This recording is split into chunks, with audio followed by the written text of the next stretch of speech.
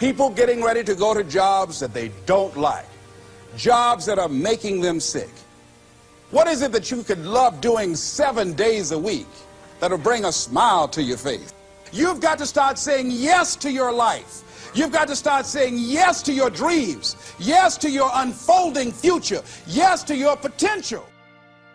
You know, every year I used to say, this is my year. But ladies and gentlemen, one good year won't be enough for me. How many of you can use a good decade? Raise your hands, please. Fantastic. All right, now, here's what I want to do. I want to share with you how you can begin to make this your decade. How many of you know within yourself, if you ask yourself the question, have I done all that I'm capable of doing or being and living up to my potential? How many of you have to really answer, no, I have not done all that I can do? Raise your hands, please. Okay, very good. Now, here's what we know. That people don't do what they know in life, but what they do is they operate within the context of the vision they have of themselves. So what I want to share with you is how to begin to get a larger vision of yourself and how to begin to make this your decade. Because in order to do that, it's going to be very challenging. It's going to require a lot of work on your part, an ongoing process of personal and professional self-mastery. And it's going to require that you begin to see yourself worthy of the requirements in terms of effort, in terms of commitment, in terms of action, in terms of preparation, or whatever it is that you need to do in order to take your life where you want to take it. So one of the first things I ask you to do is I want you to look at your life right now. And think about something that's important to you, something that gives your life a sense of value. Think about something that you'd like to have, or something you'd like to create for you or your family or for society. I want you to hold this thought in mind. Now, one of the first things I want you to do is don't worry about the inner conversation that you're going to have. Don't worry about how you're going to do it.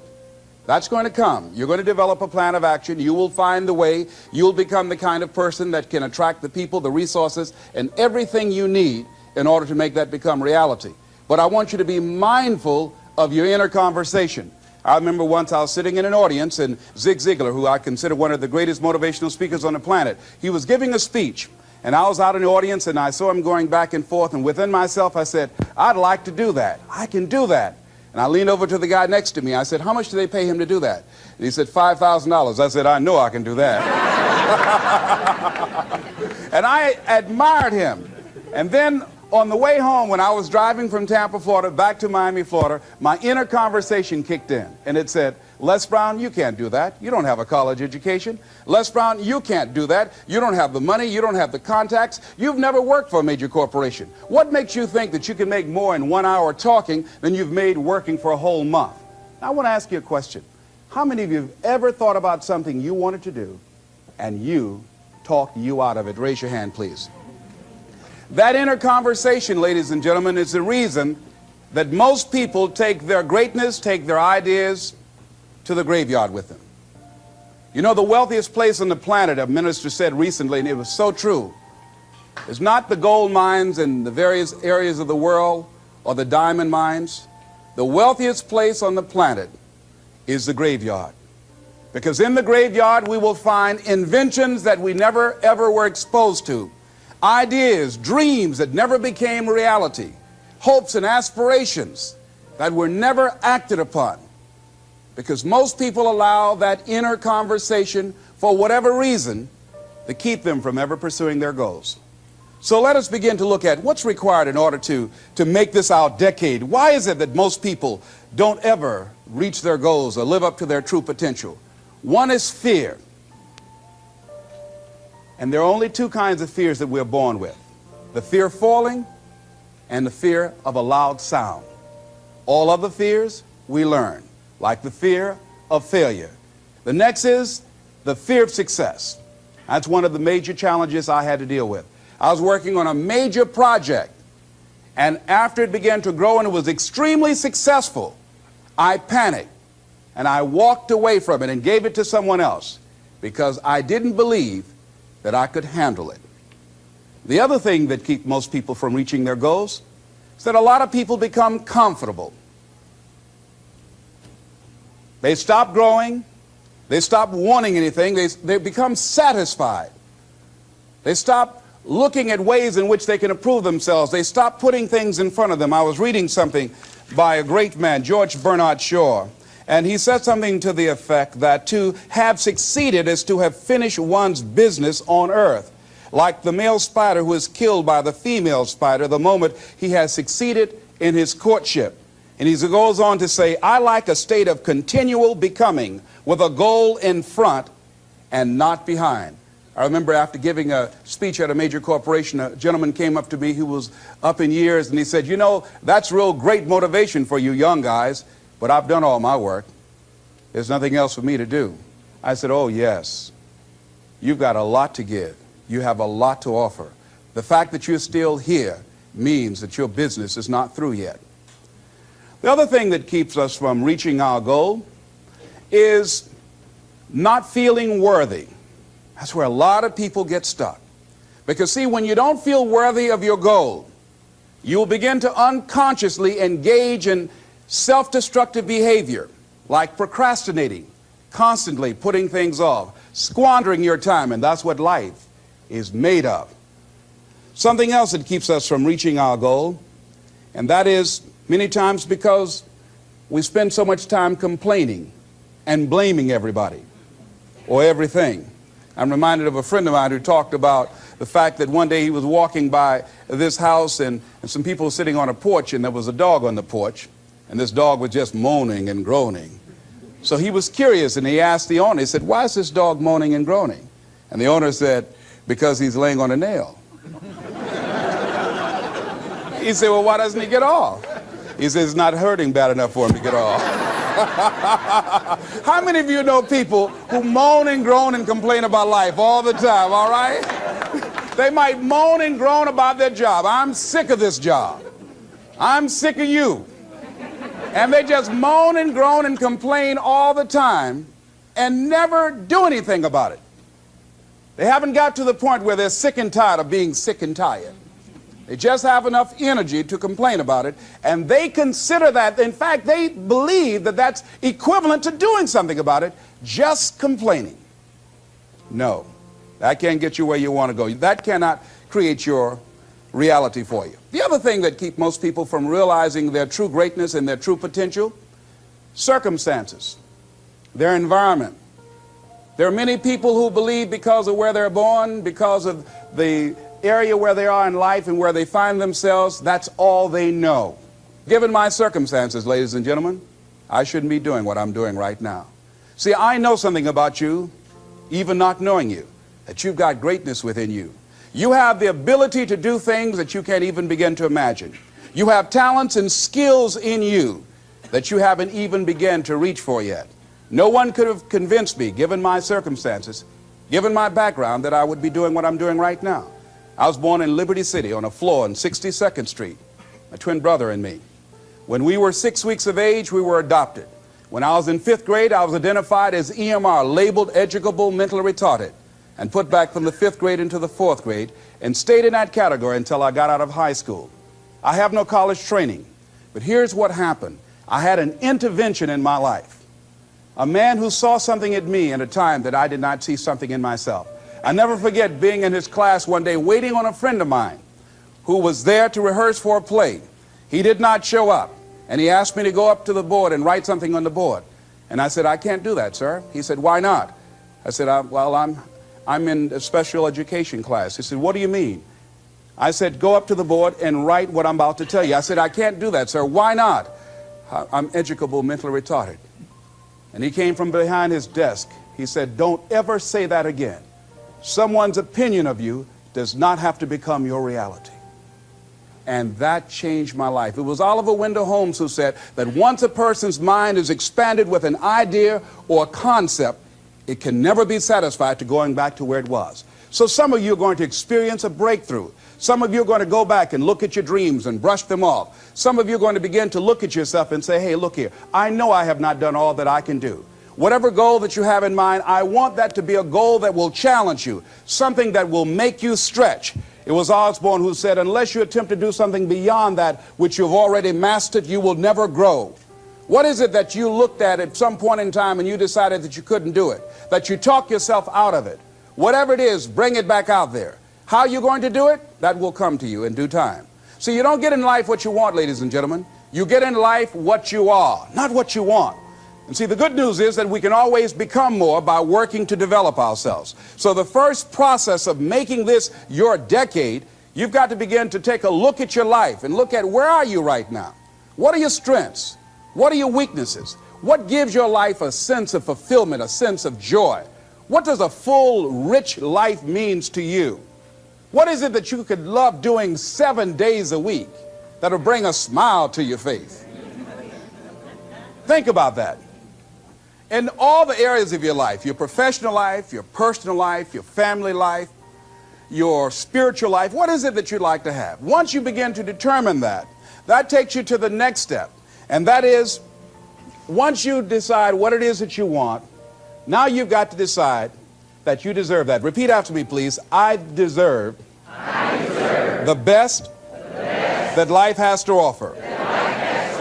I deserve to find my purpose in life. Shake somebody's hand on your right and left and say, find your purpose.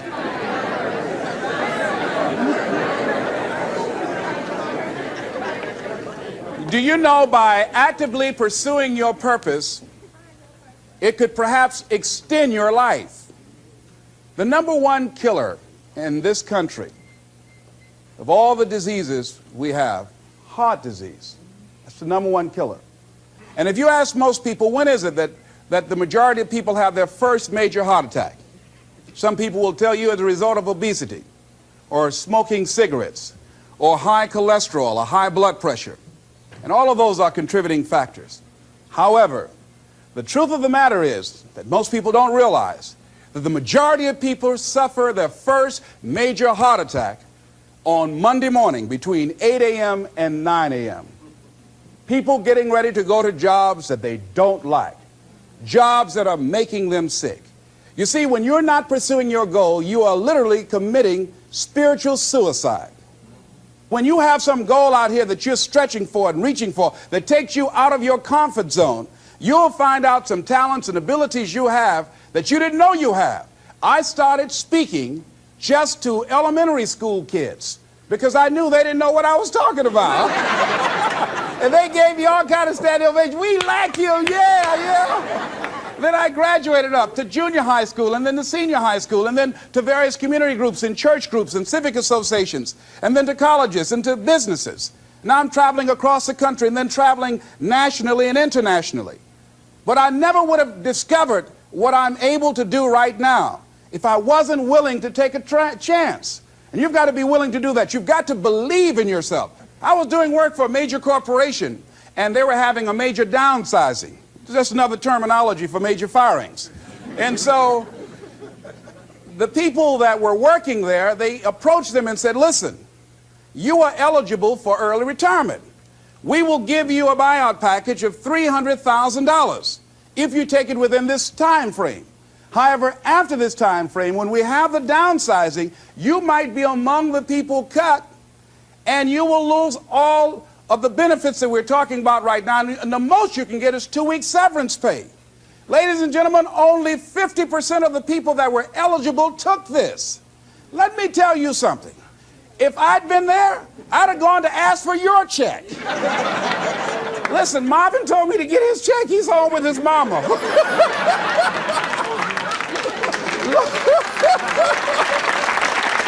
What?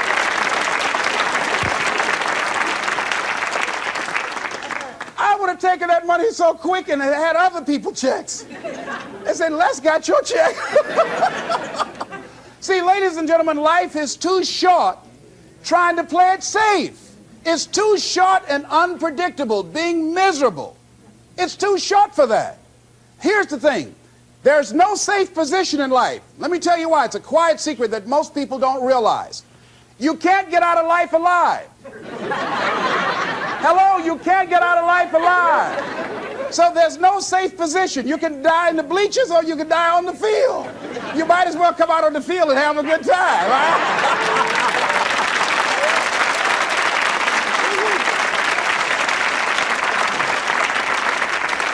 So if you want to make this your decade, you've got to decide to be bold. See, you got to be bold in life. You got to take life on. I remember I was at a major corporation. I had to give a presentation, and there were two guys sitting across from me, and the guy said to the other fellow, looking at the last two finalists, and that involved my firm and their firm, said, listen, looking at the credentials, this guy doesn't have any credentials. We have an advantage here. We've got 2 PhDs between us. I got up and I went in the bathroom and started talking to myself. I said, Les Brown, what do you care about their 2 PhDs? You have 6 children and a mama to take care of. And I went in that meeting, and first of all, I went there walking bold, looking good, feeling good, and smelling good, all right?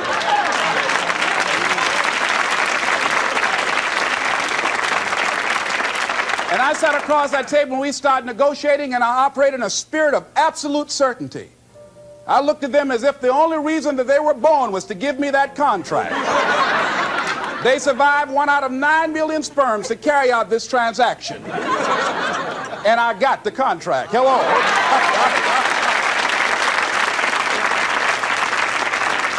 So you've got to decide to be bold. Most people go through life trying to creep. No, no, no. Trying to be casual about it. No, no, no. You go through life being casual, you'll end up a casualty. No. You've got to be bold in life. You've got to take life on. Now, here's something else. You must be positive. See, a lot of people, when things don't happen when they want it to happen, they become negative, and they turn out and start projecting a lot of negative energy. No, no. You've got to make a conscious, deliberate, determined effort to be positive. Because, see, when you know within yourself things are going to work out for you, when you know within yourself that some way, somehow, you're going to make it, and these are just some of the hoops you've got to flip through in order to get there, it's okay. Have a friend who went to get a job, and the people didn't hire him. He was so negative. Well, hey, to hell with you then. Wait a minute. They just don't have a job today. Don't burn your bridges behind you. Don't talk about the guy's mama. Come on. All right? Okay. Now, here's the last thing. If you want to reach your goal and have a competitive edge, you've got to be hungry. A lot of people love me to tell this story. When I got out of school, you know, my first major goal was to buy my mother a home, and my hero in broadcasting was Paul Harvey, and I wanted to become involved in broadcasting, and I loved the disc jockeys that were on the air, and I wanted to become a disc jockey. And Mr. Washington said something to me that I'll never forget, who was my mentor in high school. Repeat this. Whitney Young is his quote. It's better to be prepared, for an opportunity, and not have one, than to have an opportunity and not be prepared. See, so I started working to develop my communication skills and expand my vocabulary. I started visualizing myself being a disc jockey. I saw myself on the air having a talk show and playing records and people listening to me. That was my vision. That was my dream. I held that in mind constantly. And I would practice all the time. Practice makes what? Perfect. Absolutely not. Just dislodge that from your mind. Practice only makes improvement. Perfection doesn't exist. They need to take it out of the dictionary. It doesn't exist. Practice only makes improvement. You can always better your best. You have not done your best work yet. As long as you're here, you have a chance to transcend yourself. So don't believe in perfection. It doesn't exist. It only makes improvement. So I would practice every day. And finally, I went over to this radio station, asked a guy for a job named Mr. Butterwall, and I said, how you doing, sir? I'd like to get a job. I was working on Miami Beach at the Fontainebleau Hotel at the time. The Jackie Gleason and the June Taylor dancers were famous. And my favorite program on television, most people would not remember, John Beresford Tipton. Hi, my name is Michael Anthony. I have a check for $1 million. How many of you remember that program, all right? The Millionaire, that was my favorite program on television, you know. So this is my fantasy, you know, and every time we would drive from Miami Beach, I would fantasize, oh, that's the house. When I get my $1 million, I'm going to buy my mother that home over there. So that's my fantasy. So I went up to Mr. Butterball, and he said, do you have any radio experience? I said, no, sir. You have any background in journalism? I said, no, sir. I said, but I can never get experience if you don't give me the opportunity. I've been practicing a lot, sir. He said, I'm sorry, we don't have any job for you. I said, thank you, sir. He didn't know my reasons for being there. My reason, I wanted to use radio as a means to earn the money to buy my mother a home. I went back to the radio station again. I said, how you doing, Mr. Butterball? My name is Les Brown. I know your name. Didn't I just see you here yesterday? I said, yes, sir. I said, y'all have any jobs here? Didn't I tell you yesterday we didn't have any jobs? Yes, sir, but I thought maybe somebody got fired or resigned. I didn't know, sir. I went the next day. How you doing, Mr. Butterball? He said, yes. And I just didn't take it personal. How you doing? So y'all have any jobs here? Didn't I just tell you yesterday and the day before we didn't have any work? Well, I thought maybe somebody died, sir. I didn't know. I went the next day, showed up like nothing was wrong, like I saw him for the first time. How you doing, Mr. Butterball? Y'all having here? He said, boy, make yourself useful. Go get me some food. I said, yes, sir. See, many times when you want more, you've got to be willing to pay your dues. So I became their errand boy. I would get their lunch and their dinner and all kind of food for them. After a while, I would take the food to them in the control room, and I would not leave until they would ask me to, and I'd watch them working the controls, and I'd memorize their hand movements. And pretty soon, they would trust me with their cars to go pick up entertainers that came into town, entertainers like Sam Cooke, Dinah Ross and the Supremes, the Four Tops and the Temptations. I would drive them all over Miami Beach in the disc jockeys' cars. I didn't have any driver's license, but I was driving like I had some.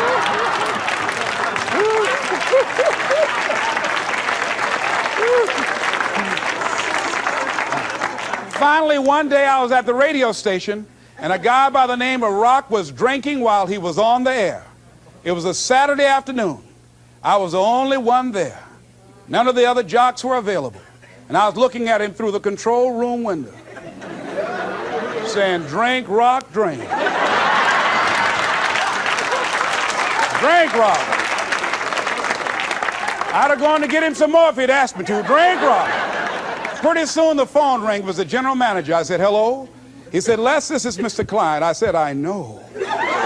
He said, Rock can't finish his program. I said, I know. He said, would you call one of the other DJs to come in? I said, yes, sir.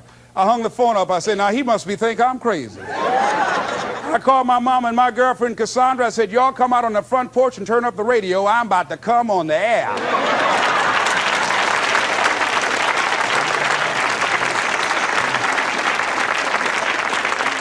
I waited for about 20 minutes and I called him back. I said, Mr. Klein, I can't find nobody.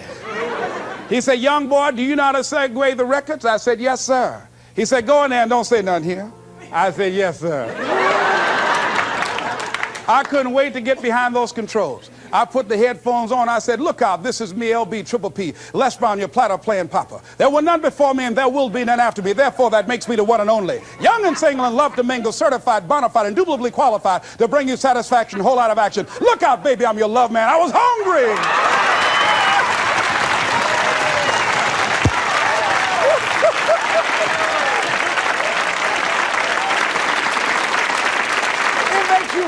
Better when you are able to have charge of your destiny, doesn't it? Gives you a good feel. Gives you choices.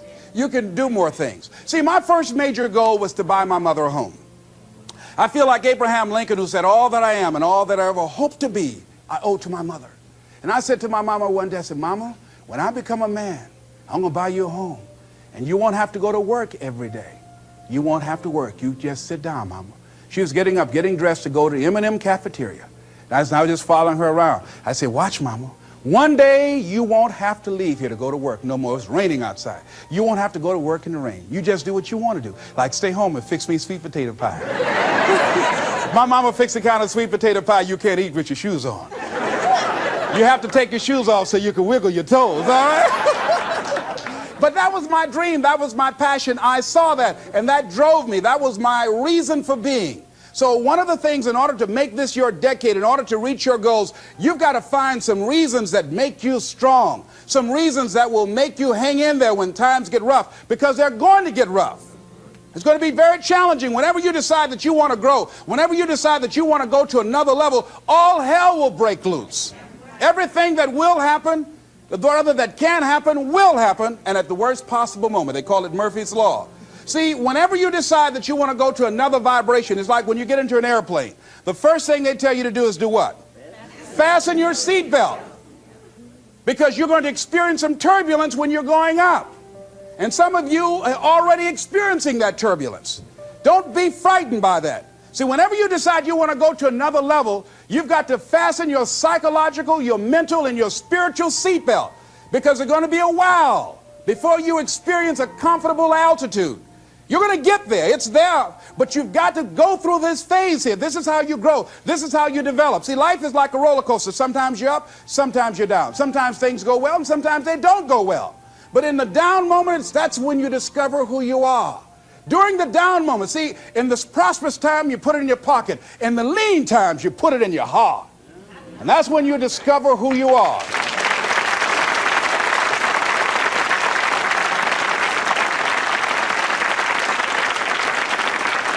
So find 5 reasons that empower you. Why is it that you deserve your goal? What are the 5 reasons that you won't give up when life catches you on the blind side? When the messenger of misery visits you, what are you going to do? What will keep you in the game when life knocks you to the canvas? See, the Buster Douglas that fought in the last fight was not the Buster Douglas that fought Mike Tyson. See, the Buster Douglas that got knocked down while fighting Mike Tyson had gotten out of an alcohol recovery center. His mother had died. His wife was ill with a terminal illness. He was considered a nothing, a bum. So when he got knocked down, Buster Douglas had a reason to get back up, because he said, I'm dedicating this fight to the memory of my mama. But when he fought the last fight that he had, and he got knocked down, and he had a guaranteed $24 million in his pocket, whether he got up or not, he just said, hurry up and count me out.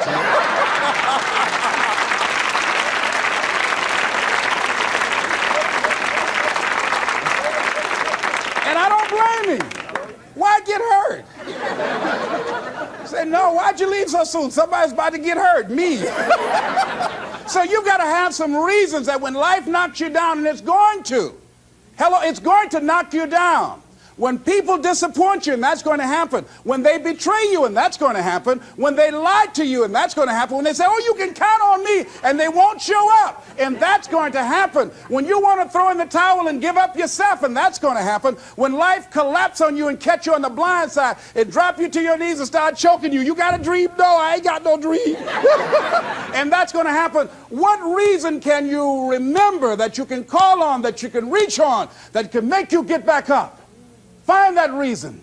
Because when life had knocked me down, I said, life, I'm doing this because I want to make my mama proud of me. I'm doing this because I want my children to have a better life than what I have. I'm doing this because all my life I've been told I'd be a loser, that I wouldn't make it. All my life I heard people say, Mamie, take them back to the welfare department. I'm doing this to make them alive. I believe, like Frank Sinatra, he said, the best revenge in life is massive success. I'm doing this so I can become massively successful. And with that kind of courage, with that kind of affirmation and reason to empower me, I got a saying that when life knocks you down, try and land on your back, because if you can look up, you can get up. All right?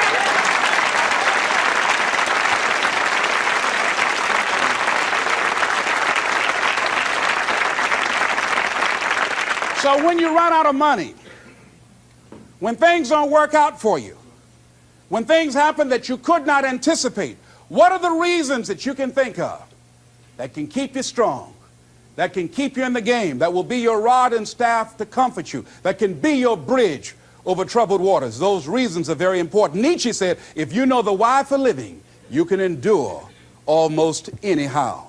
So find out the reasons that you do what you do. Find out the reasons that will make you strong, that will make you walk by faith and not by sight, that will make you pursue your dream when everybody is against you or don't believe in you no more. And let me tell you something, that's a lonely feeling. It's a lonely feeling, particularly people that you're doing it for, or people that stand to benefit the most, or people who should be the #1 members in the encouragement club, but they end up saying, you can't do it, and they become members of the discouragement club. Oh, it hurts very badly. I know what that's like. Have people that you love close to you that look at you with that look and say, why don't you try something else? Why don't you give up? I said, but this is my life. I have got to do this. Les, you had a good job at Sears. That man like you. Mama, I can't go back to Sears. I got to be my own boss. I can't do that. I mean, you know, it's ladies and gentlemen, you know, when you work on a job that's dead end, you can see the ceiling already. It's like going in the middle of a movie. And after you've seen the movie, sitting back through that over again, there's something missing. You know the hero is not going to die. You know what the outcome is already. And so that's why a lot of people, a lady was telling me, she said when she went to work, it's about like a refrigerator fell on her shoulder as soon as she stepped in. Because she knew she'd gone as far as she could go. See, they're paying her just enough to keep her from quitting, and she's worked just hard enough just to keep from getting fired. How many of you know people like that? Raise your hand. The ones of you didn't raise your hand, you the one. I'll just tease it, all right? Here's something else. Make a commitment to be happy. See, you know, I have you laughing a lot. See, life is too short going through it looking homely, tired, and ugly. Sometimes we take life too seriously. Oh, no. Make a commitment to be happy. Find little things just to get tickled about and laugh. Find ways to be happy in the moment. A lot of people say, well, I'll be happy when I pay off all my bills. No, no, no. I'll be happy when I get my divorce. Oh, no, no, no. I'll be happy with the children gone. Oh, no, no. You want to be happy now. See, there are no guarantees. No one say you're going to be here 2, 3, or 4 years from now. So you want to be happy right now in the moment. Repeat after me. I must make a commitment. I must make a commitment to be happy. To be happy. Right now. Right now. Right now. Right now. Is all I got. All I got. Shake somebody's hand on your right and left and say, you deserve to be happy.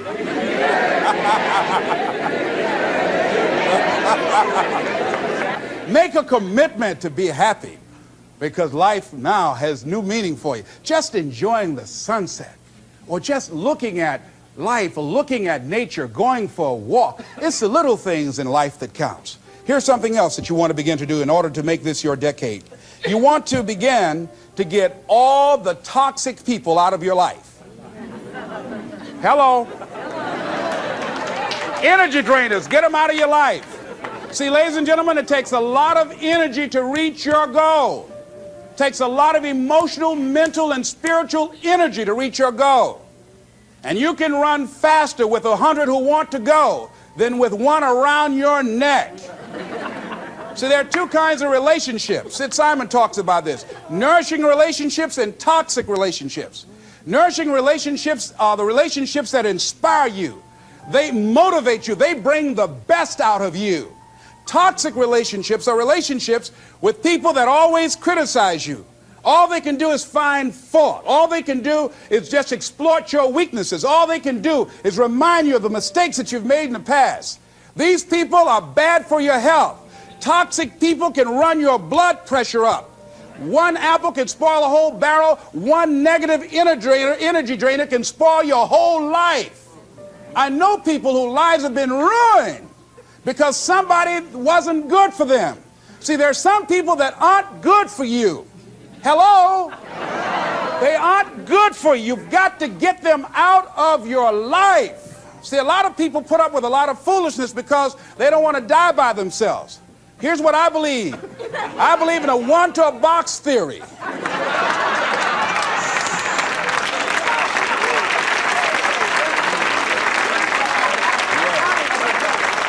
Ask this question of yourself. Make a list of who you communicate with most and ask yourself the question, what kind of person am I becoming because of this relationship? Is it helping me to grow mentally and emotionally and spiritually? Am I becoming a better person because of this relationship? Do they bring out the best in me? Do they inspire me? Do they encourage me to develop my greatness? Do they make me stretch? So you got to look at the people in your life and find out, what kind of person are you becoming because of that relationship? My mother used to say, birds of a feather flock together. You run around with losers, you will end up a loser. Unconsciously. Unconsciously, you will pick up their ways, you'll pick up their habits, you'll pick up, most importantly, their attitude about life. If you're around cynical, negative people all the time, you will become cynical and negative. So you got to watch yourself. Many of us are living out the lives of other people, living out their conclusions, living out of their consciousness.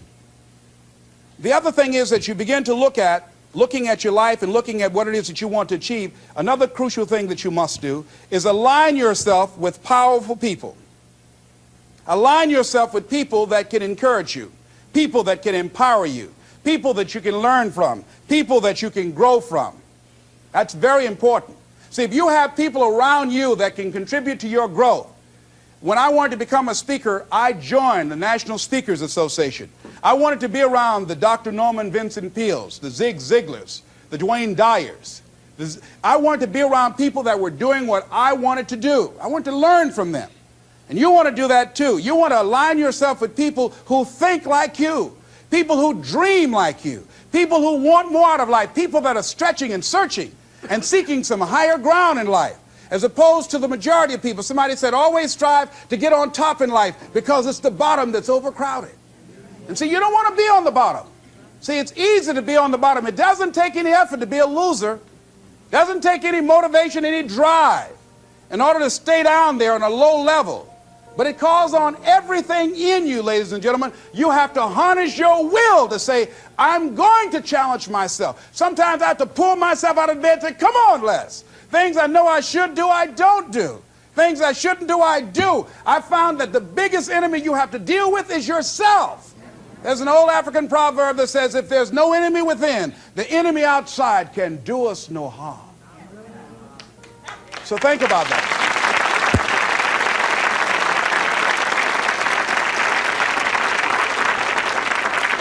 So as you begin to look toward making this your decade, as you begin to look toward making your life different, as you begin to look at yourself, you've got to redefine yourself. Who are you right now? And who must you become in order to create what you want? What has to change about you? What is it that you're doing right now that would be a liability for you? As you begin to look toward the future and take inventory of yourself, what is it about you right now that you've got to leave this behind because this no longer fits? Looking at where you want to go and the kind of person that you must become, the kind of standards that you have for you. What is it that you must do differently? Repeat out to me, please. If you want to keep on getting what you're getting, keep on doing what you're doing. See, that doesn't take an Einstein for that one. Am I right? It makes sense unless you change your pattern, unless you change the way you're thinking, unless you change your behavior, you're going to continue to produce the results in your life. See, all of us are winners, but some of us are producing results that we don't want. And so all you have to do is look at your game plan, look at your strategy. How is it that you have been being?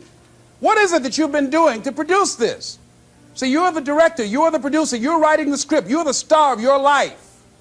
And as you begin to look at your life, you can decide whether or not it's a smash or whether or not it's a flop. That's in your hands. Look at your life, look at where you want to go. Don't worry about your circumstances. Don't worry about your age. I have a friend who's up in age, over 70, and she wanted to build a multi-million-dollar complex. The name is Dr. Johnny Coleman. Lenders and bankers say, you can't do that, you're too old. She ignored them. That building now stands, ladies and gentlemen, a multi-million-dollar structure. But there are a lot of people who would have listened to that. There are a lot of people that would not have even gotten to that point. They would have talked themselves out of even going down to the bank to ask for it, because they've already said no to themselves. See, it's time now. If you want to make this your decade, you've got to start saying yes to your life. You've got to start saying yes to your dreams, yes to your unfolding future, yes to your potential, as opposed to saying no. See, 87% of our self-talk is negative. So you've got to make a conscious, deliberate, determined effort to say yes to your dreams. Why not? Why not me? Don't spend time like most people going through life complaining. Don't try and get on talk shows and tell everybody how life has done you wrong. Here's what's happening in the audience. 80% don't care, and 50% glad it's you.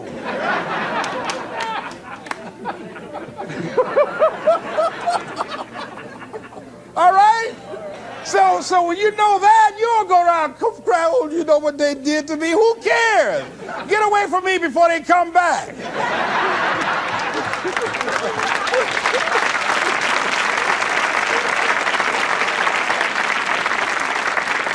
I had a friend of mine that said something that's very important. He said, hey, it doesn't matter what happens to you. The only thing matters, what are you going to do about it?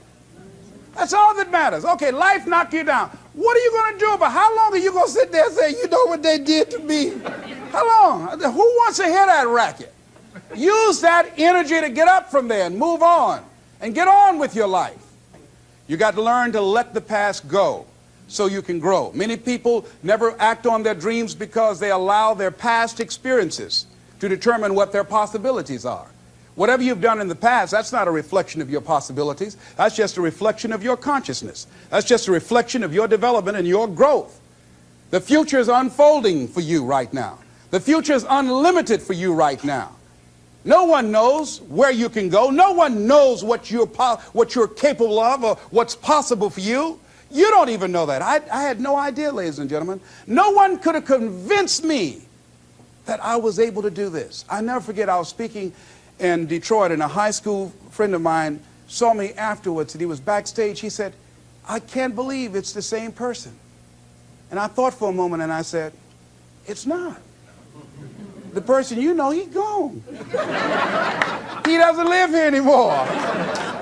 We have the power to change our personal history, changing the direction of our lives, changing our thoughts, changing where we want to go, exploring new horizons. So as you begin to look at this decade and affirming that this is your decade, as you set goals that will make you stretch, that will bring out the best in you, as you begin to remove the negative, toxic people from your life, as you decide to take some chances in life, and that's one of the things that's very important. Viscott said, if you're not willing to risk, you cannot grow. And if you cannot grow, you cannot become your best. And if you cannot become your best, you cannot be happy. And if you can't be happy, then what else is there? I'll never forget when I reached my first major goal of buying my mother that home. I'll never forget what it was like, and you're going to have this experience when you reach some major goal. When I drove up to the house and I got out and I gave Mama the key, and I said, Mama, this is for you. I'll never forget the look on her face. She said, oh my God, no one could have convinced me when I adopted y'all that this would happen. She said, oh, thank you. She said, and you caused me so many damn problems.